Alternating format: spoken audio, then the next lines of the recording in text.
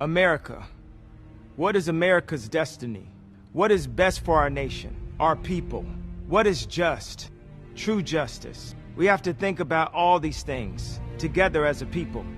To contemplate our future, to live up to our dream, we must have vision. We as a people will revive our nation's commitment to faith, to what our Constitution calls the free exercise of religion, including, of course, prayer. Through prayer, faith can be restored. We as a people are called to a greater purpose than ourselves. We are not only a beacon to the world, but we should be servants to each other, to encourage each other, to help each other, to lift up each other, our fellow Americans, that we may all prosper together. We have to act on faith with the sure knowledge that we are pursuing the right goals and doing the right things. We will build a stronger country by building stronger families. Families are the building blocks of society, of a nation.